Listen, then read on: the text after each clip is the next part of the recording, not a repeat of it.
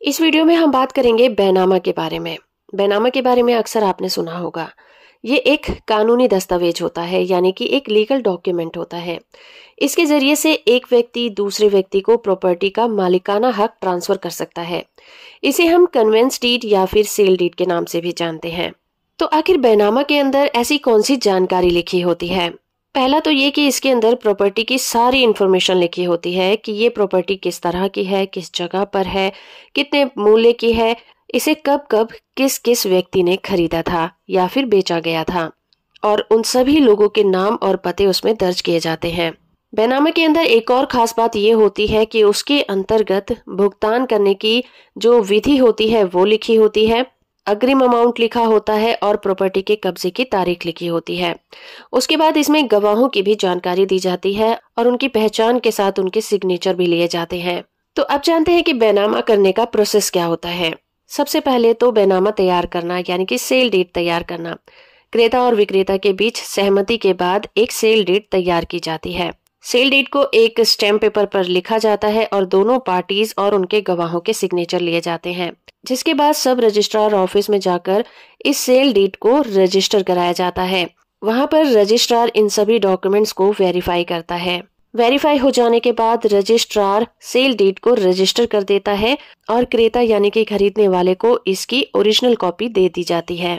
तो किसी भी तरह का बैनामा तब तक मान्य रहता है जब तक कि परचेजर उस प्रॉपर्टी को किसी दूसरे व्यक्ति को ट्रांसफर न कर दे, यानी कि बेच न दे, या फिर किसी कोर्ट के द्वारा उस बैनामे को रद्द न कराया जाए। दोस्तों, बैनामा प्रॉपर्टी के लेन देन को कानूनी मान्यता देता है और दोनों पार्टीज के अधिकारों की रक्षा भी करता है। अगर किसी भी तरह का कोई कानूनी विवाद हो जाता है तो उसमें एविडेंस के तौर पर इसे पेश किया जाता है।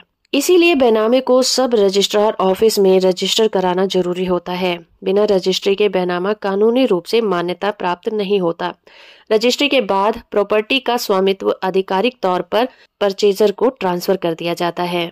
ऐसा इसलिए होता है क्योंकि बैनामा तैयार करने के लिए स्टैम्प ड्यूटी और रजिस्ट्रेशन फीस का भुगतान करना जरूरी होता है। ये अमाउंट प्रॉपर्टी के मूल्य के आधार पर निर्धारित होता है। स्टैम्प ड्यूटी का भुगतान स्टेट गवर्नमेंट को किया जाता है, जो कि स्टेट की इनकम का एक महत्वपूर्ण सोर्स भी होता है।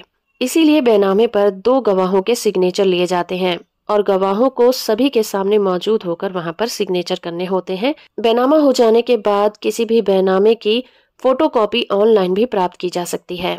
इसके लिए आपको रिलेटेड स्टेट के रजिस्ट्रार ऑफिस की वेबसाइट पर अप्लाई करना होता है। ये सुविधा प्रॉपर्टी के डॉक्यूमेंट को सुरक्षित रखने और फ्यूचर में उपयोग के लिए सहायक होती है। अगर बैनामा से रिलेटेड कोई भी विवाद उत्पन्न होता है तो इसे सिविल कोर्ट में चुनौती दी जा सकती है। कोर्ट बैनामा की वैधता की जांच कर सकता है और जरूरी निर्णय भी ले सकता है। तो ये थे बैनामा से रिलेटेड सभी सवालों के जवाब। होप कि ये वीडियो आपको इन्फॉर्मेटिव लगी होगी। वीडियो को लाइक और चैनल को सब्सक्राइब करना बिल्कुल मत भूलिएगा।